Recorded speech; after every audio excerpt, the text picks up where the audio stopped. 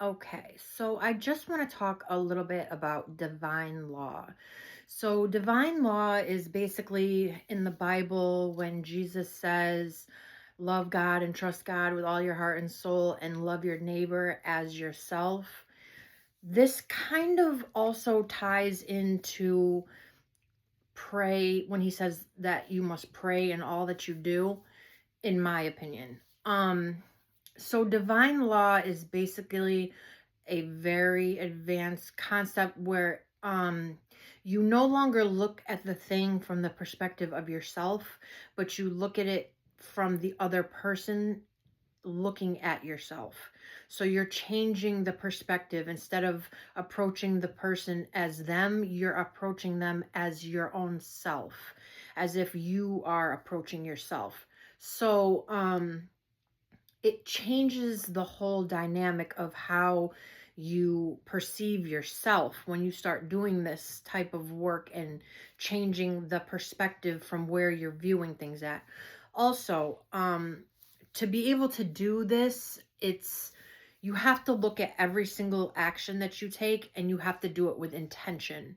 So, like for instance, if I'm going to wash my dishes, I'm going to start and say, I'm doing this action for the glory of God. And then I do the action. I'm washing the dish. I'm washing the dish as if it is my own self.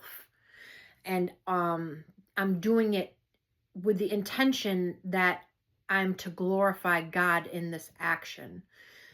This is what divine law looks like.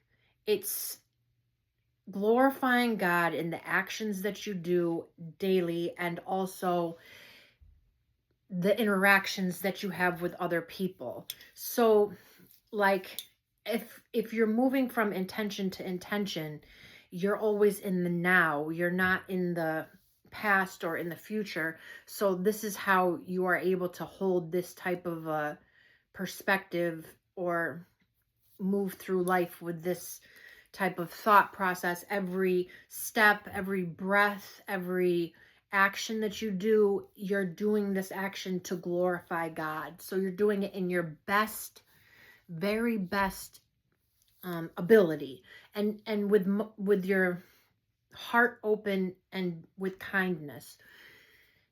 But it also has a flip side, like when God says, or when they're talking about how when you slap one side and then you give them the other side to slap. So you only let people slap you twice. The third time, it's your responsibility to walk away. So you're not just feeding kindness. Like, you have to be rough with yourself sometimes. You have to be, have restraint. You have to draw lines with yourself sometimes, to not put yourself in situations that are going to causing you to be slapped in the face.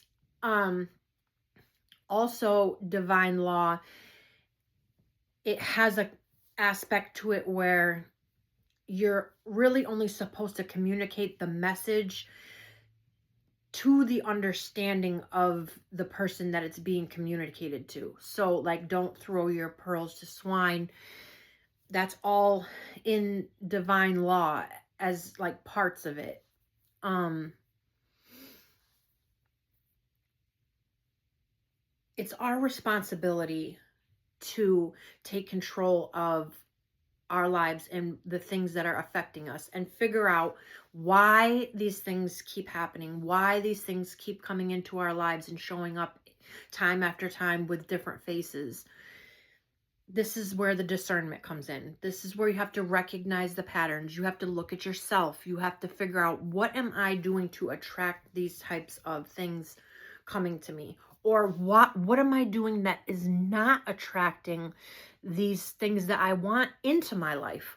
Or is God sending me these things that I want in my life, but I don't recognize what they are because I don't have the contrast to notice the difference between what I'm asking for and what he's sending, because it's so foreign to me. Because we can program ourselves to believe things that are not true based off our life experiences and what we've been through in life.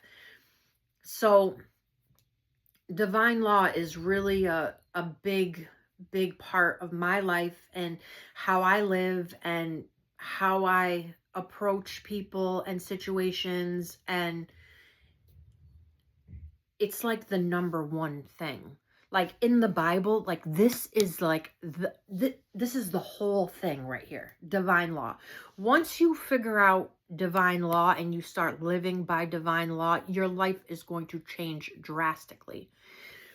You can forget all the other teachings and only do by divine law, and God will have you in the right place, whether you are Christian or not.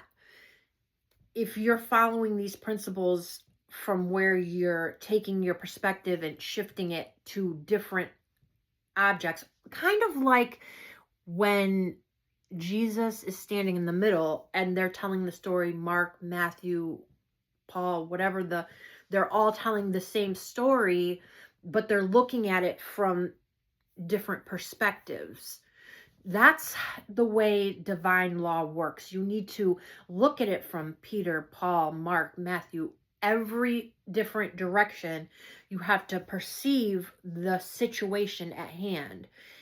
These are advanced concepts that most people don't recognize unless they're on the journey consciously to know that these are things that have to be embodied or mastered, these concepts, before they can reach enlightenment or on the enlightenment path. I'll just say on the enlightenment path, because I'm not even sure is enlightenment a thing you can reach. It's like something you're always in the process of, which is kind of like self-reflection and stuff like that, to be able to look within your own self, see what are these patterns I'm creating? What are these things that are causing me problems? What are these things that are bringing me joy? How do I replicate these things? How do I make these things come in my life more? You have to let go of things. You have to balance things out. It's very difficult to balance things, but comes with discernment. We have to have discernment, and the only way is to live these life experiences. You can't come from a perspective of Mark, Matthew, Paul if you aren't there at the scene. You have to be present. Only the ones that are present are the ones that are going to be testifying. They're the only witnesses. Do you see what I'm saying? Like, if you're not there for the party, then you can't testify on the behalf of what happened there at the party. Like, we have to be present in the now, right now. Divine law, get with it. Jesus taught it. It's beautiful. Thank you.